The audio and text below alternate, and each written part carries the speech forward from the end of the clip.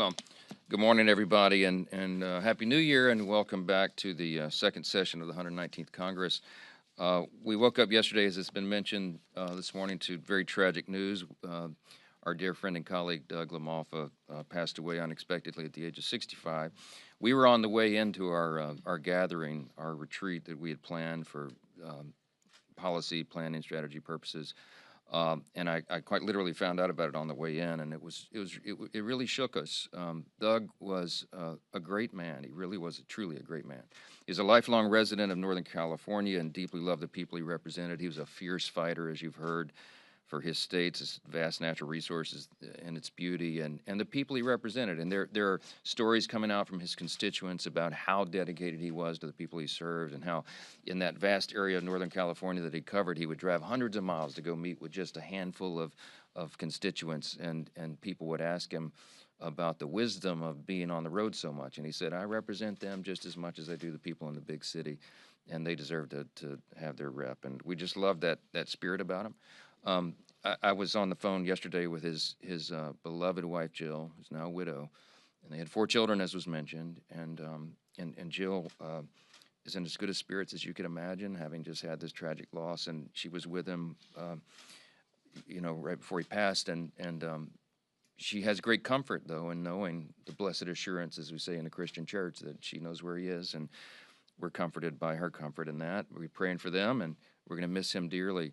I told her that Doug was, he's one of the most respected people in this institution, not just because of his selfless service and what he brought to it, but the way that he dealt with others and dealt with all of us. And I told her just a brief reflection that came to mind. I was on the phone with her yesterday. A few years ago, I was the vice chairman of the House Republican Conference, and one of the jobs of the vice chairman is to amplify the message on the floor. And so we try to fill the floor time, and I would sponsor these special order hours, and I would try to recruit members to come, sometimes late at night, and use that time effectively and advance our message. And Doug LaMalfa was the most faithful member always, and was to the day of his death. Blake Moore is now the vice chair and told the same story this morning, but I told his wife, Jill, last night, I said, I remember this one particular night, I think session had been canceled for the following day, and everybody jumped on airplanes and went home, and everybody canceled their RSVP for the floor, and Doug showed up. He showed up. He always did.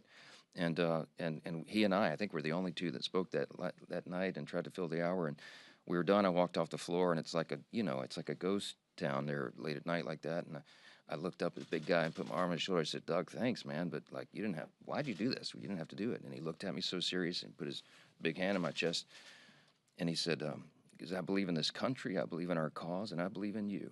And he said, we have to fill this time to tell the American people what we're doing. And I love that commitment about him, and we all did. Tom McClintock is a colleague of his from California, and they've served together for a long time. And Tom told me yesterday, I don't think he'd mind me repeating this, but he said, I think Doug LaMalfa was the kindest man I ever knew. And he said, y'all know McClintock, he's real serious. He said, I'm not saying one of the kindest. I'm saying the kindest man I ever knew. That's a high praise, so we'll miss him.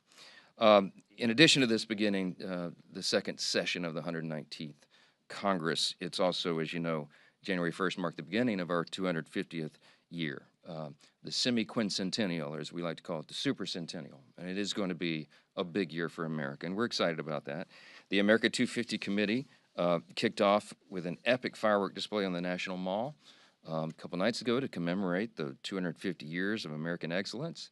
All 50 states, of course, will follow with their own events around the country this year, and of course, it will all culminate in the nation's birthday on July 4th. We have a lot to celebrate. We're still an experiment in self-governance. There is no guarantee of how long this grand experiment will last, but we are very bullish on America. And we talked about it this morning with all the House Republicans gathered. With this while we're mourning Doug's death, we also have this anticipation and excitement about what's ahead of us, and we understand the magnitude of the history that's upon us here, and the responsibility that everybody in this building has to continue this great republic, and we're going to keep it. We began our fateful year yesterday, as I mentioned, with we called it the Agenda 250 Policy Forum. It was very efficacious, very productive. Nearly every member of the conference attended.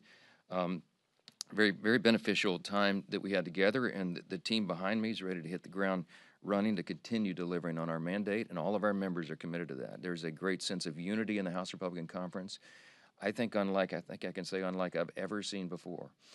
Resolve, locked arm in arm, understanding what's ahead of us, what we need to continue to accomplish, and we're bullish about doing that. Treasury Secretary Scott Bessent has said a lot over the holiday about what we're to anticipate in the new year. He's echoing some of the things that we have been saying and feeling, what our constituents are already beginning to feel. His quote, though, in one of these interviews, he said, 2025 merely set the table. The feast and the banquet will be in 2026. It's going to be a blockbuster year. And I think he's exactly right. Our working families tax cut, the big, beautiful